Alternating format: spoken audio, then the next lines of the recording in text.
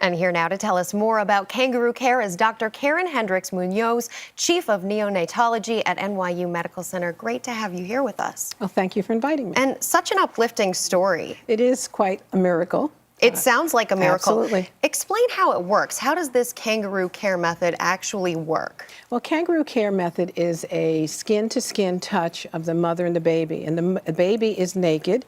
It's placed on the bare chest of the mother. And it's then covered. Generally, we have a hat for the infant because you're outside of an incubator here in the developed countries like the United States. But it's a skin-to-skin contact of the mother with the baby. Outside of this example that we're hearing from Australia, have you heard of this before? Have you heard of it working? Well, kangaroo mother care is a technique for the preterm baby. It's specifically been developed from Bogota, Colombia in 1978. Dr. Edgar Ray utilized this technique to help the survival of the preterm baby in Bogota. And since that time, kangaroo care is, since 1999, been endorsed by the World Health Organization for the survival, enhancing the survival of the preterm baby, as well as enhancing breastfeeding. It sounds like a methodology that in many cases works in countries that have sort of less technology going for them. How about when it's not a preemie baby? Does this work with full-term babies as well?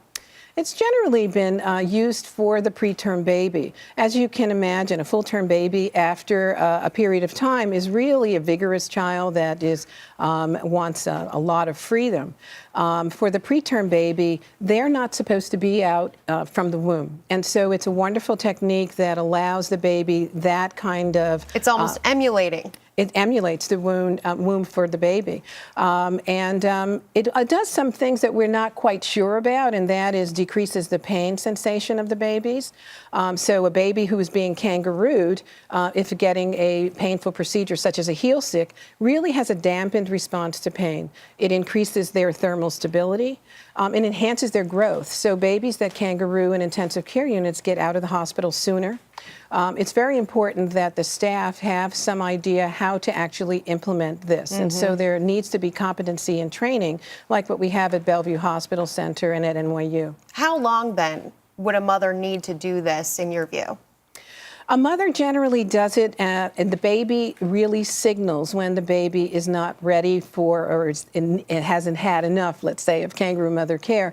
They begin to wiggle. They really get a little bit more sweaty. They want to be out of this kind of embrace, and that's usually about term. That they are ready to not need kangaroo mother care. Now, for the full-term baby, which is the question you asked, it's it's common when a baby is brand new, in the first few hours of life. Kangaroo mother care is a wonderful technique for them. Dr. Hendricks-Munoz, thank you so much for being with us. Oh, thank you.